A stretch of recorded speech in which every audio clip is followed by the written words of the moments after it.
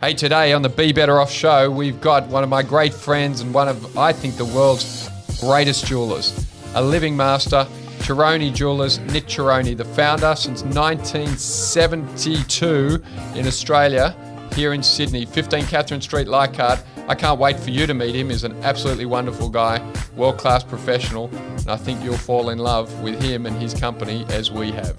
You're listening to the Be Better Off show by Kelly Partners. So Nic Cerrone of Cerrone Jewellers, welcome. Thank you. It's so nice to be here with a friend, somebody that we consider. He's a wonderful man and a wonderful family man who's built an incredible business. Nic, I'd love our listeners to hear your story.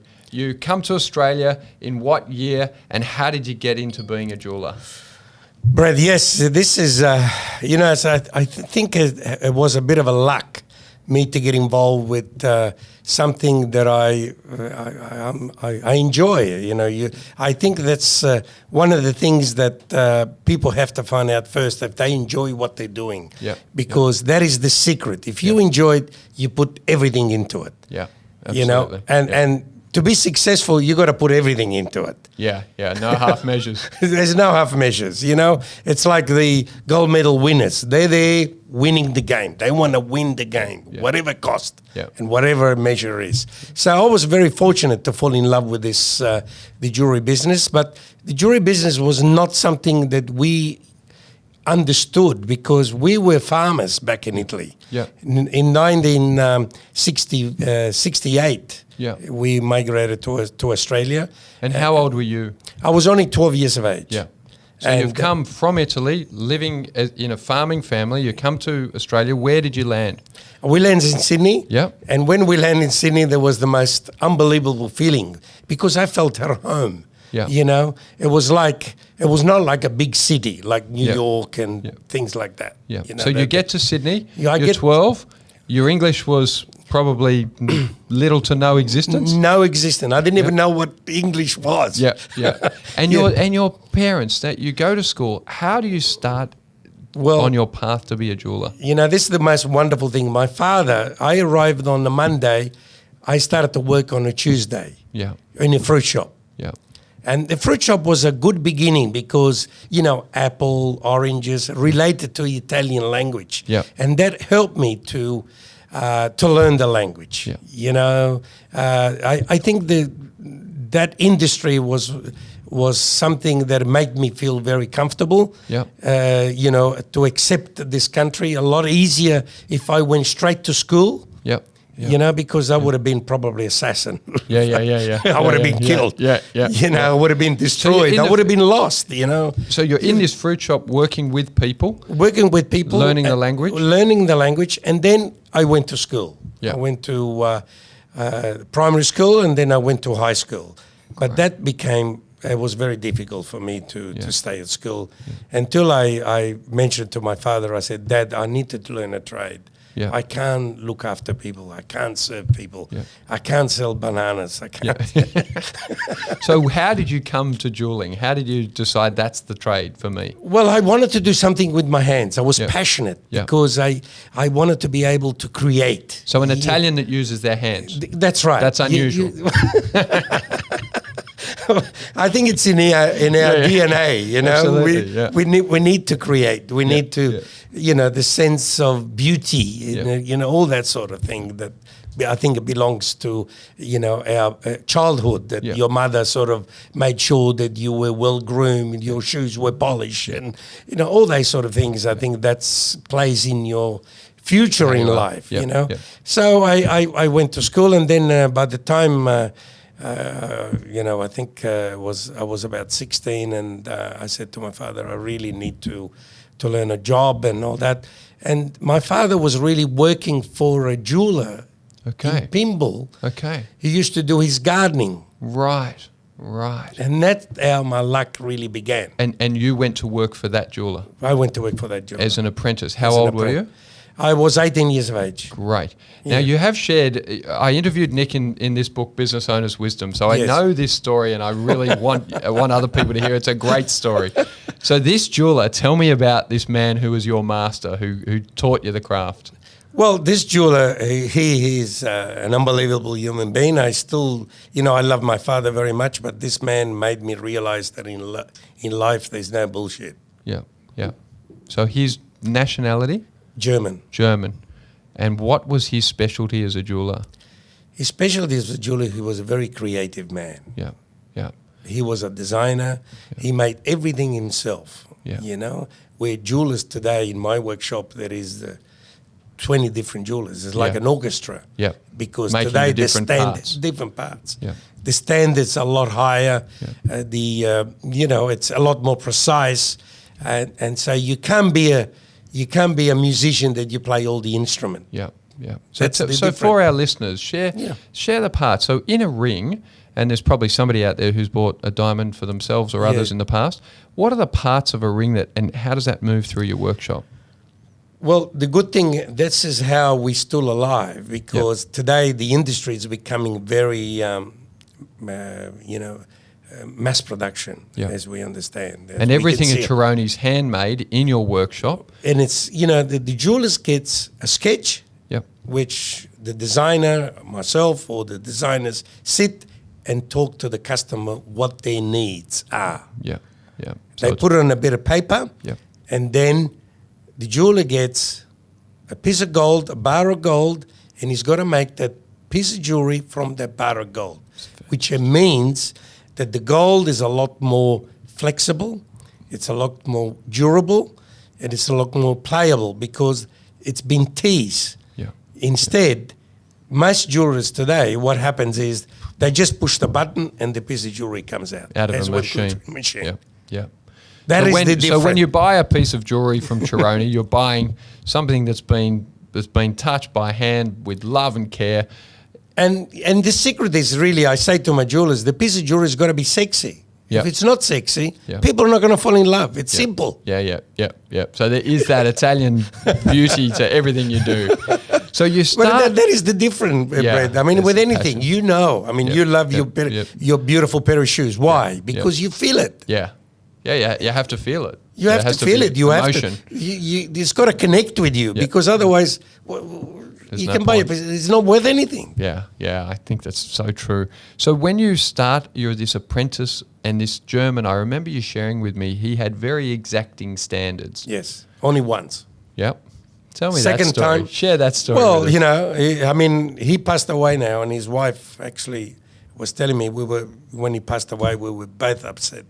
And actually, by the way, this William Fisher, all these tools, he didn't want to give it to anybody else. They wanted to sell it.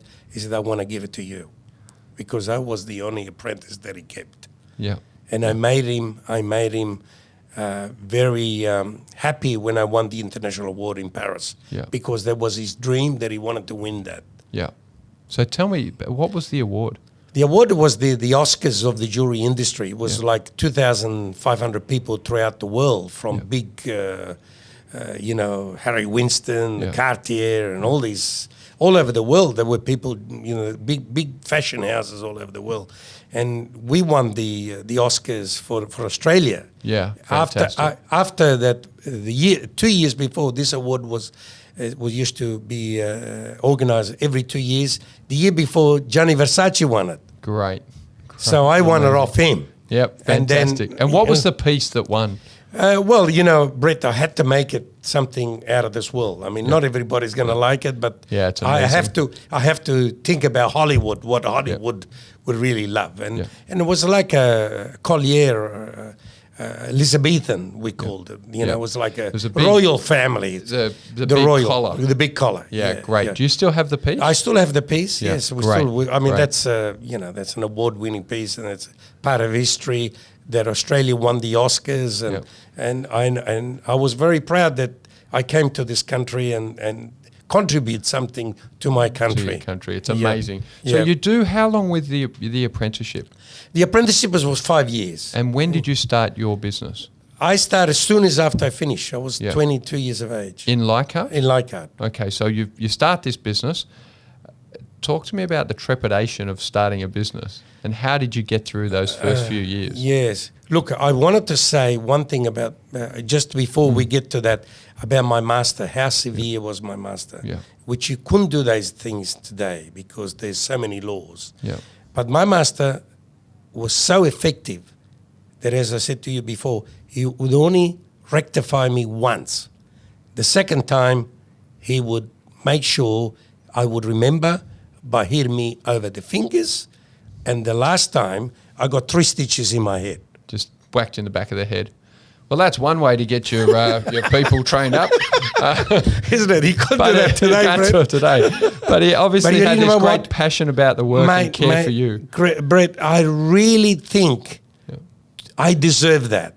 Yeah, yeah. You know, to make me realize there's no time for errors. Yeah, no shortcuts. No shortcuts. Yeah. You made a mistake, you fix it. Yeah. You know, you start again. You don't repair it. Yeah. And the Germans are very much like that. You know, yeah. The Italians repair their motors, the engine, the motor cars. The Germans, too old, get rid of it, new one. Yeah, there's a great story of a German watch company assemble their pieces twice before they'll put them out into the market. It's an exacting culture. It's very, very beautiful culture. I love it because I appreciate reality, you know. We got to be winners. I mean, there's no time for errors, you know. Yeah, that's great. So you start this business. You start the business. How do you build a very substantial business from absolutely nothing? Well, I gotta really thank the Italian community for that. Yeah. All right, because being an Italian, your friends would give you jewelry to repair, and I would do it for nothing because it gave me the opportunity to meet people, communicate with people, and they would say, "Look, my chain is broken. Can you fix it?" Right. Yeah. So I did that. I used to take all this jewelry, fix it, and give it to them. Yeah. You know, and the relationship came because, no one does anything for nothing, but I did it because it gave me great pleasure to learn more about the job and to become confident with the job because, my mother and father never owned a wedding ring. So, it was beyond me, my understanding about diamonds and gold. It was something totally unique to me to get involved with this. And then that relationship led them to coming back to you. To buy other things. Yeah, yeah. This is a great story about giving before trying to get.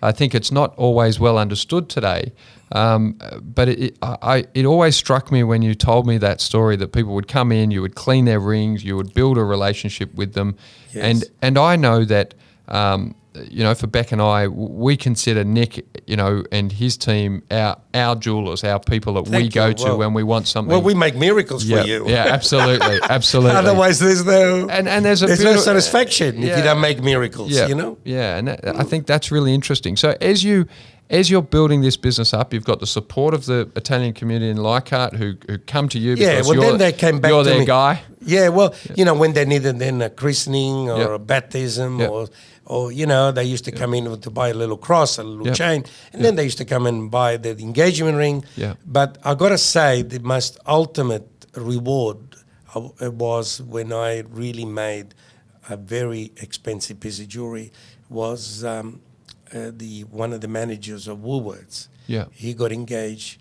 and he came and bought this engagement ring. I'll never forget it.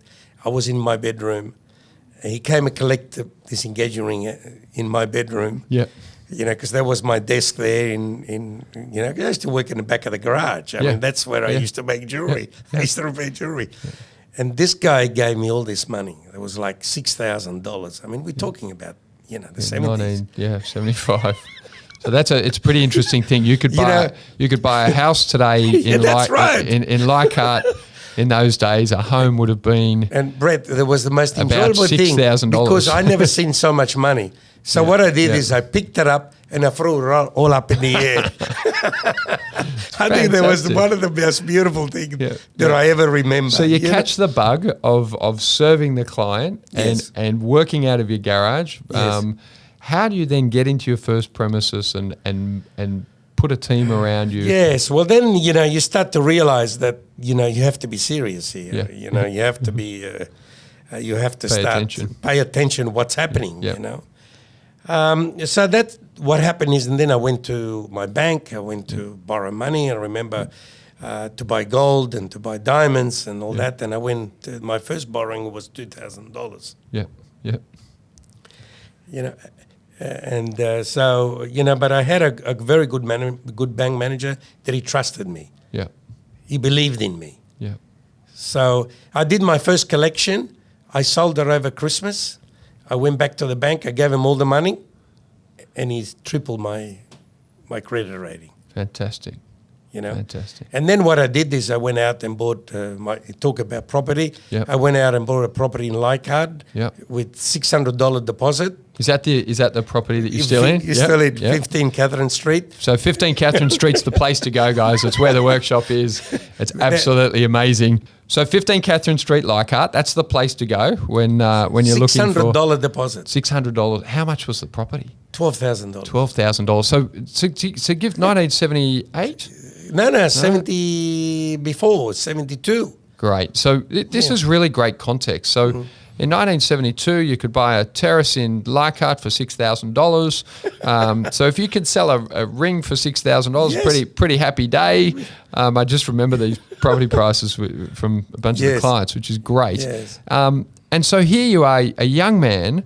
When did you meet Carmela and get married? Same time. Same time. Okay. Same time. And you had your first child?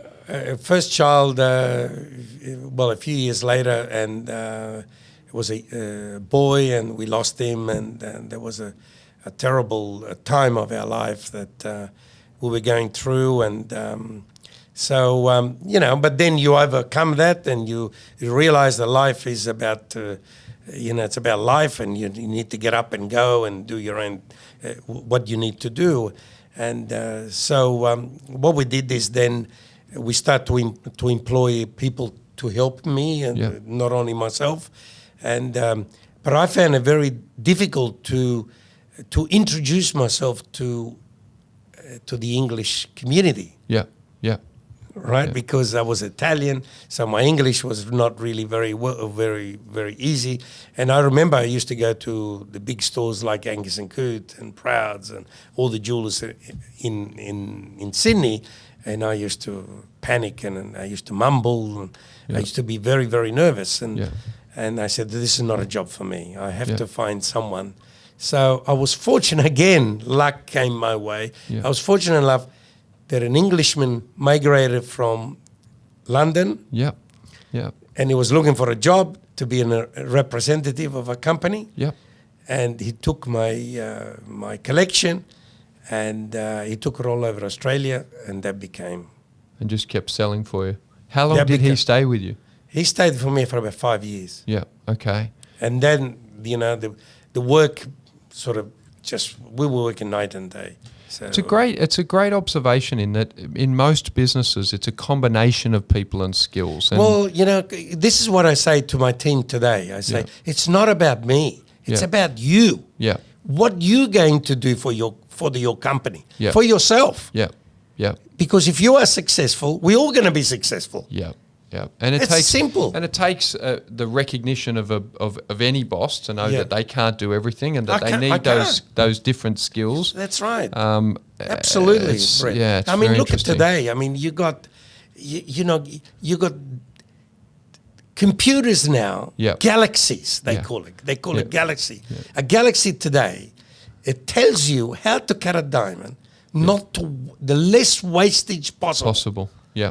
Where years ago, man used to sit in front of the stone for hours and hours and measure it, all this waste of time. Yep. And then one would say, I'm going to cut this as a brilliant cut. Another one would say, I'm going to cut this as a B-shape or a cushion or whatever. And, you had to rely on people. Where today, the job is so precise. Yeah. It's so unique. Yeah. So you have to move in with the time. Yeah. And that's where, unfortunately, my master didn't move with the time. And that's where his life became very short. Yeah. And he could only do certain customers because he said, I'm the best. You came to me because I'm the best. Yeah. Well, not everybody wants to hear that. Yeah. So this is a great story. So today, Cerrone is a very well-known brand. It's it's very much loved in the Italian community. And Not the only broader Italian, we the broader community. Yes, and but we do all over the world. All over the world. Especially it's a huge achievement. You know, in Japan, we have a lot of wonderful customers. In America, we have a lot of celebrities in America that keep on following our, you know. And the thing is that, Brett, why it's so unique? Because this country is unique. Yes, yeah. This country is so unique. We have the best gems in the world. Yeah. We have pink diamonds. Yeah. Right? Which I've been the ambassador from the beginning. With Argyle. With Argyle diamonds. Yeah. When we used to do, you know, we used to cut brown diamonds, which they used to crash these brown diamonds. And we said, I think we should really cut them. So the champagne diamonds. The champagne, yep. You know, we said we should cut them. So there's a great story of marketing. There's these brown diamonds. Argyle don't know what to do with them. They rebranded them as champagne. People started to cut them up and sell them. And they're absolutely beautiful. Beautiful. And they're still diamonds. They're still, that's still the hardest gem in the world. I mean, why crush them? Why use them as industrial? Yeah. You know? Very, very interesting. So what do you think, you know, if you look now at your business and the course, it's, you know, it's 40 plus years, 45 years, nearly 50 years. What do you think are the big, you know, the big themes that have made you guys survive first and then prosper? Yeah, look, I think what I got to think today is Google. Yep.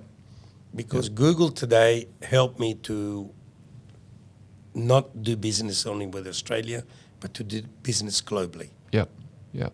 Amazing. And that is there's no secrets, you know. You've got to be involved, and you've got to be the best. You've got to offer them. You've got to offer always your customer the best that it's possible. So to be world class, to have a global outlook, what are the other things? Obviously your family, the girls, in the business. Yes. Look, I'm very fortunate. I have a great wife, and you know, I don't think of those things all the time because I'm always thinking ahead and I'm thinking to be successful. But I think the background, you got to have those foundations. Because without foundations, you can't build you can't build. I think it's an interesting theme, you know, of the people that I've met, and many of them that have done very well. It's the quiet, strong foundations that they have. Foundation is so important. Because when I get home, if I have trouble, you know, your mind, you can't think anymore. Can't think. Now, two girls. In the business? Yes, they're both in the business, and one is in public relation, and one is in stock control. And they seem to like it now. You know, I was very concerned, but I had to let them out of the business first before I brought them in. You know, and then Dominic went to work for Ferrero Chocolates. You know, I mean, that's they had a great budget for advertising, so she learned about the promotional side of the business. And so she enjoys that now. She loves it. You know, she knows that's why she talks to you all the time. And you know, she's a great friend. And you've got grandchildren now? We got grandchildren. We got 4 grandchildren. One boy who is 14 years old. And I mentioned it to him. I said, look, don't get involved with my business. I think the best business in the world today is to be a politician. Because we're lacking leadership. We're lacking leadership. We're lacking leadership. Do you think he would have a great passion for that business, the poor young lad? Well, you know, I mean, Australia is a beautiful country. And you know, this country could be the best country in the world, which we think there is a best country, but it could be even better than what we are. We should be the Swiss of the Pacific. Absolutely. Because we got young people here. They got a lot of people who's got a lot of dynamic to be the best. And we can control this country because we haven't got a big population. And we know where to go. We know how to do. You know, this is the most beautiful thing. And so we, you know, it's like the Roman Empire. You know, the Roman Empire was built by different nationalities.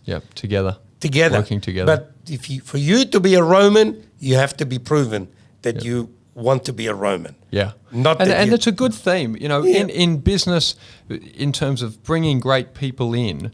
You need to have people that really want to be part of what you're doing. That's why I'm fortunate today, because after so many years, I'm lucky to build certain staff that they're proud to be involved with my business. So let's talk about that. I know that you've got the largest workshop in Australia. Yes. And most of those people have been there for more than 20 years. More than 30 years. That's right, more than 30 years. So I've been down. I consider it a great privilege to have been down through the workshop a number of times. It's absolutely incredible. You wouldn't even know that existed here in Australia. Yeah, more than 30, 35 years. And we've got young students coming through. Yeah. And they are the savior of my business. Yeah. Yeah. They're the future. They are the savior of my business because they bring different energy. Yeah. Now, how do you work? I think it's interesting. How do you work with younger people? Yes, that's very hard. And not get stuck, as you've mentioned, your old master in terms of just doing the same thing. Yes. I've noticed you're a very dynamic guy. You're willing to change and do new things. Is that the Brett, key? I did used to have a lot of trouble because I used to interview them one by one, and they used to waste a lot of my time. Yeah. So what we do now, we get involved with TAFE, and we ask them, send me half a dozen of your best students. Yeah. And then through those half a dozens, you know who's passionate, who is there to waste their time, and then you work with them. Yeah, very, very interesting in terms of, again, building a partnership with people that can help. Yeah, well, it's, you need help. Yeah. Help is, you must not be sorry to say, I need your help. Yeah. To be good. Yeah, it's very interesting. So for the people out there that love jewellery, the pieces that you're very well known for are these competition pieces, if you like. Yes. The $1 million bra, the necklace, the $1 million necklace. Yeah, the $1 million necklace. The beautiful cascade of semi-precious.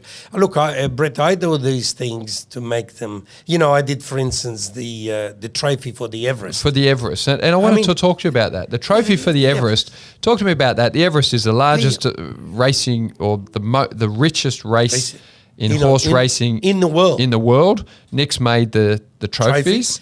And it's what's in the trophy? 8,000 diamonds. 8,000 diamonds. And what colour are the diamonds? The diamonds are black diamonds and white diamonds. So black and white diamonds together. Is there some green in it? There was rubies in the eye. Rubies in the eye. Okay, these are extraordinary pieces. We'll get some photos. Send the guys down to see them. And there was the one you are talking. I think you think about the green is the championship. With the emeralds. Yeah, you did that one as well. With the emeralds. Yeah. So there is this theme of being prepared to go out and do different things, that get you attention, and highlight your skills. Well, that's what happened when I was approached by Race of New South Wales. Yeah. And they said, we don't want a trophy. Yeah. We want a piece of jewellery. Yeah. And that is the difference. Yeah. People start to realise the difference. Yes. What is max production? Yeah. What is worth no value? Yeah. And when there's the man who is really put the passion, the contribution to make that unique piece of jewellery. So this, I think, for all of our clients and people that are listening, there's a theme that I very strongly believe in, which is that things that have enduring value are likely to increase in value. In a world where mass production exists, globally mass production, then the value of anything mass produced is likely to fall. But the value of craft and things that are one-offs and that not everyone has. Man has made it by his hand. By their hands and by their skill and with their passion. With their passion. That some day he's happy, next day he's not happy, next day he's cranky with his wife, or his day is not going well. He's putting it all there while he's working. All of that emotion. Is in that piece. And I think you can look across the economy and you can see companies that when they behave in that way, with that passion, determined to be world-class, that resonates with people and they buy that passion. Yes, there is a market for that. Yeah, it's very interesting. And I'm glad because even now, for instance, Tiffany's been bought. Yeah, by LVMH, Great so what does it mean? Artisans like us, and not only me in Australia, I follow a lot of people in Europe that they're doing exactly the same thing. Artisans who are sitting back and they say they are making that beautiful piece of jewelry. And that beautiful piece of jewelry is obtained not by machines, it's obtained by man. Yeah, amazing. So I wanted to finish by asking, Nic, if there was a motto or a quote or thought that really summarizes your approach to life and business, what would that be? I think honesty. Yeah. Honesty, and always look after your customer. Yeah. Number one motto, because they're the future of your life. Yeah, fantastic. So I want to thank Nic for joining us today on the Be Better Off show. I think you can hear the wisdom of years at the front line in building what is an absolutely tremendous building. I'd recommend to anyone who hasn't seen 15 Catherine Street, Leichhardt, to get down there and ask them to see the workshop. And if you really want to give something to somebody that's special, then he's your man. That's the place to go. Nic, thank you so much for joining us today. It's always enjoyable. Fantastic. You so opened my heart many times. So good. I don't know about that. So good. I wanted to thank Nic for coming today. This is Floyd the Lion. He's named after my dad. And I'm going to send him home with Nic for one of the grandkids. Oh, You'll see he's got his little Kelly Partners blazer. Oh, my God. And there he is. Oh, you're the best. Thank you so much, Nic. You're the best. That's made for us by the oldest teddy bear manufacturer by hand in England. So it's very, very special. Beautiful. Oh, very good. Isn't he cute? Can imagine my kids so now. Oh. Yeah, I love it. Very good. Thanks for listening to the Be Better Off show. If you enjoyed this episode, don't forget to rate and review on Apple Podcasts. Have a great day.